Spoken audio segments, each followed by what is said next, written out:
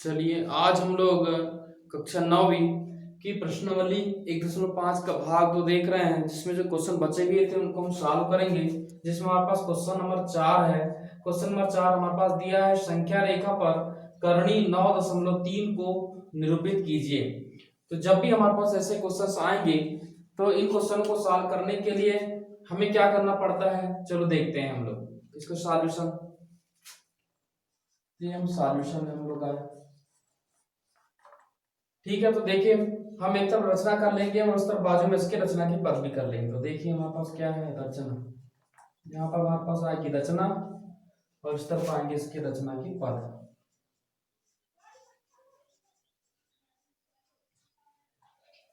ये ज्यादा स्पष्ट हो जाएगा अगर हम लोग इसके रचना की पद अगर कर लेते हैं तो ये क्वेश्चन हमारा ज्यादा स्पष्ट हो जाएगा। तो चलिए देखते हैं कैसे करेंगे इसको।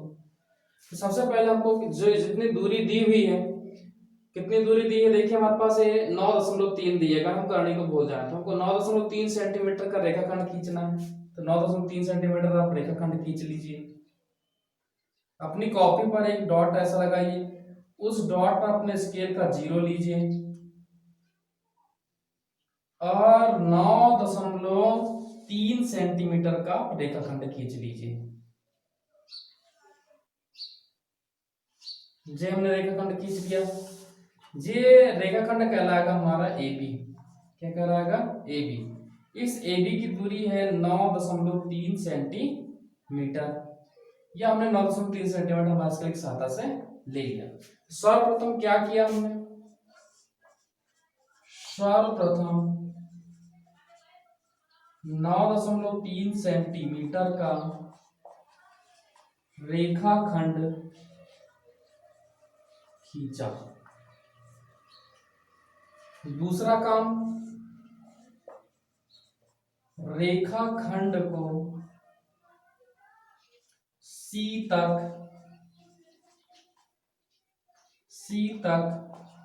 आगे बढ़ाया, लगभग 1 सेंटीमीटर। हम इसको क्या करेंगे? आगे बढ़ा लेंगे। तो 1 सेंटीमीटर आगे बढ़ा लेंगे इसको।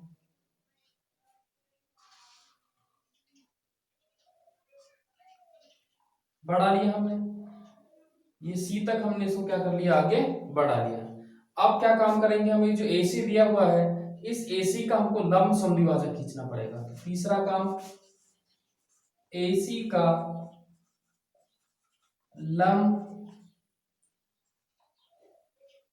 लंब समद्विभाजक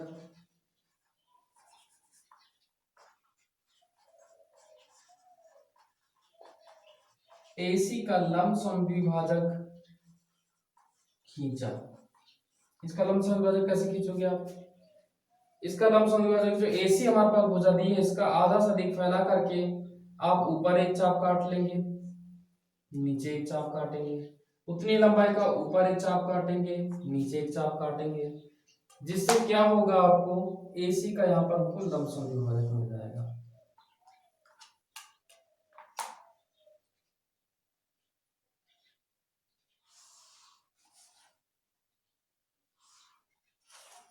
ये हमारे पास क्या आ गया? AC का लंब समद्विभाजक आ गया। जो AC को कहां पर काट रहा है? ऊपर। खींचा, जो AC को ऊपर काटता है, ठीक है। अब O से लेकर, अब बिंदु O से A त्रिज्या का हम क्या करेंगे? यहां पर ऐसा चाप काट लेंगे। O से A त्रिज्या का हम ऐसा चाप काट लेंगे। काटा तो क्या किया? चौथा काम में बिंदु O को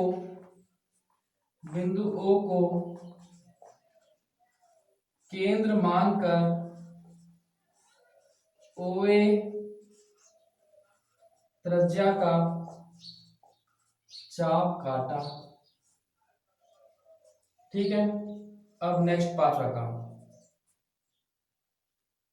पांचवा काम क्या करेंगे हम? ये जो हमने चाप काटा है, उस चाप पर बिंदु B से हम लंब डालेंगे। ये बिंदु B से हम लंब डालेंगे। और ये जो जैसे ही हम लंब डालेंगे तो ये लंब क्या काम करेगा, इस चाप को डी बिंदु पर काटेगा। क्या काम किया हमने, पांचवा काम, बिंदु बी से एक लंब डाला जो चाप को डी बिंदु पर काटता है।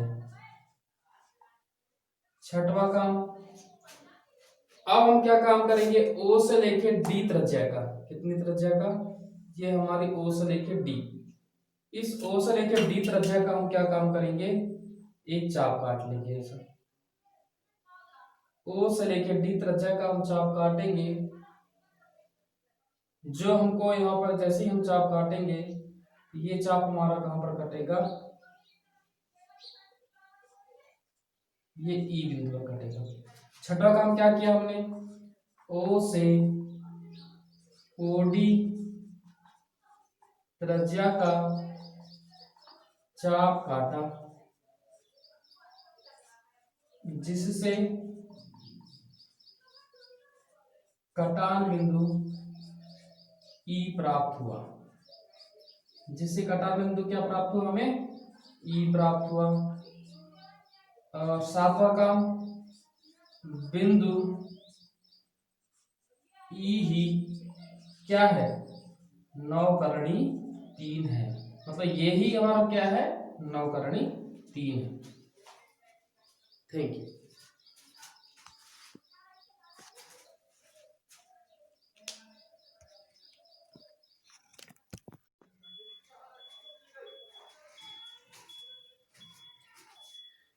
अब हम लोग देख रहे हैं क्वेश्चन नंबर 5। क्वेश्चन नंबर 5 हमारे पास है, निम्नलिखित के हरों का परिमेयकरण कीजिए। जिसका क्वेश्चन नंबर फर्स्ट हमारे पास दिया है 1/7 और दूसरा वाला दिया है 1/7 माइनस करनी 6। तो पहले हम पहला क्वेश्चन को देखते हैं, फिर दूसरे को देखेंगे। तो देखिए परिमेयकरण किस प्रकार किया जाता है। तो देखिए क्वेश्चन नंबर फर्स्ट का 7 हमारे पास है,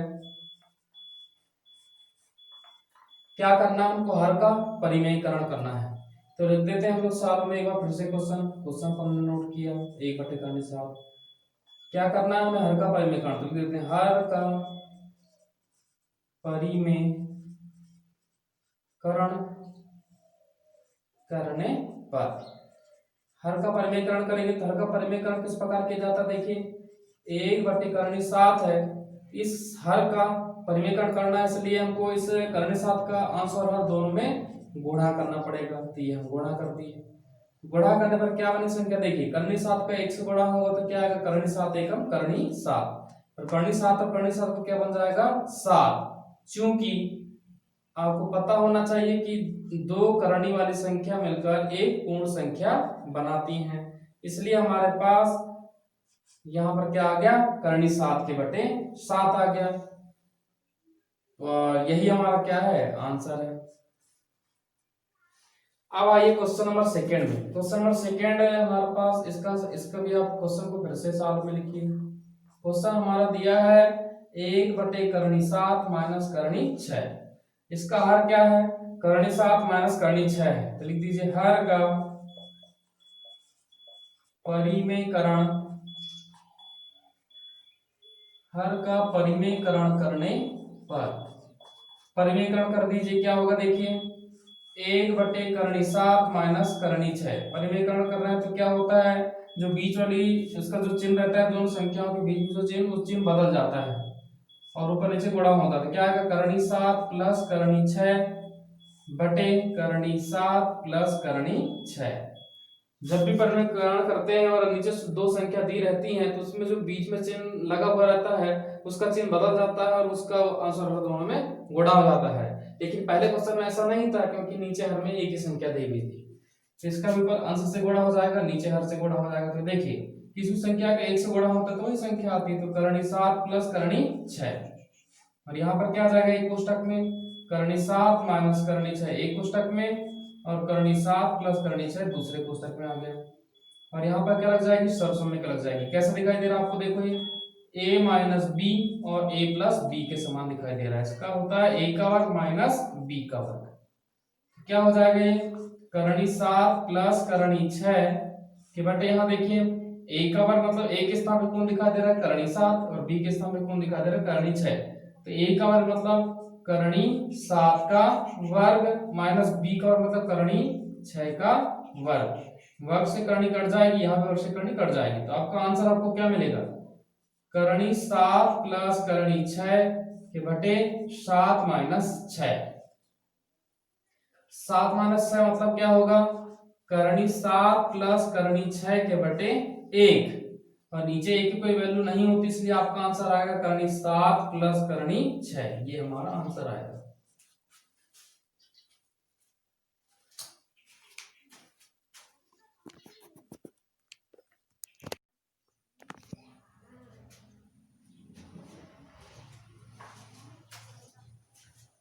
चलिए अब देखिए क्वेश्चन नंबर 5 का हम देखेंगे तीसरा क्वेश्चन और चौथा क्वेश्चन। तो क्वेश्चन नंबर 3 हमारे पास दिया है 1 के बटे करणी 5 प्लस करणी 2 और चौथा क्वेश्चन दिया है 1 के बटे करणी 7 माइनस 2। तो पहले 3 को देख लेते हैं हम लोग।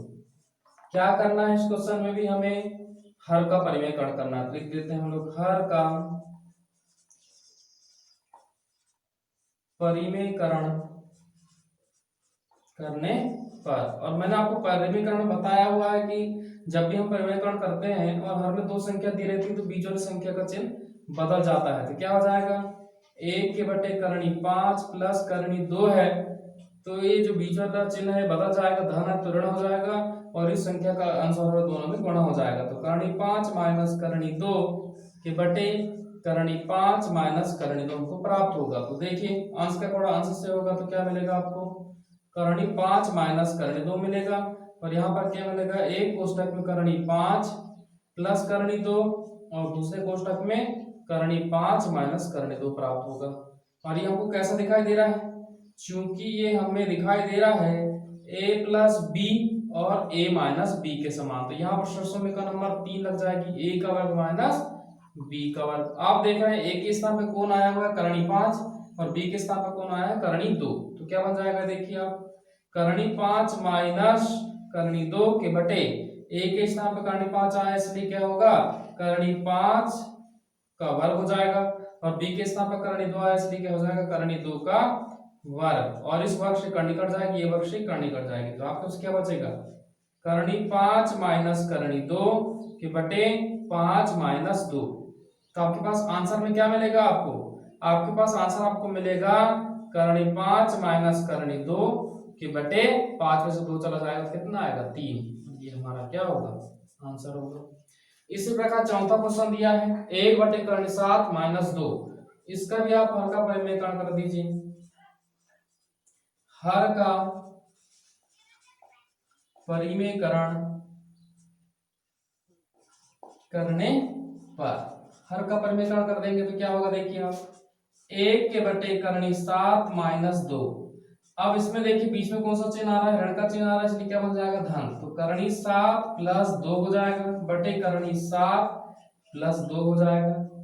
अंश का अंश से हर का हर से गुणा कर लीजिए तो क्या आएगा करणी 7 प्लस 2 के बटे एक कोष्टक में आएगा करणी 7 माइनस 2 और दूसरे कोष्टक में आएगा करणी 7 प्लस 2। क्या होगा देखिए आप यहां भी वही सूत्र लग जाएगा जो हमारे पास क्वेश्चन नंबर 3 में लगा हुआ है a प्लस बी और a माइनस बी। तो a के स्थान पर हमको कौन दिखाई दे रहा है करणी 7 और b के स्थान पर कौन दिखाई दे रहा है 2। क्या हो जाएगा ये हो जाएगा करणी 7 प्लस 2 के बटे करणी 7 का वर्ग माइनस 2 का वर्ग। क्या बनेगा ये करणी 7 प्लस 2 के बटे ये वर्ग से तो ये करणी कट गई, यहाँ बचा 7 माइनस 2 का वर्ग कितना होगा भाई 4 हो जाएगा। क्या होगा यहाँ पे हमारे पास आएगा करणी 7 प्लस 2 के बटे 7 में से 4 घट जाएगा, 7 में से 4 घटेगा तो कितना प्राप्त होगा आपको 3, मतलब हमारा आंसर आएगा करणी 7 प्लस 2 के बटे 3।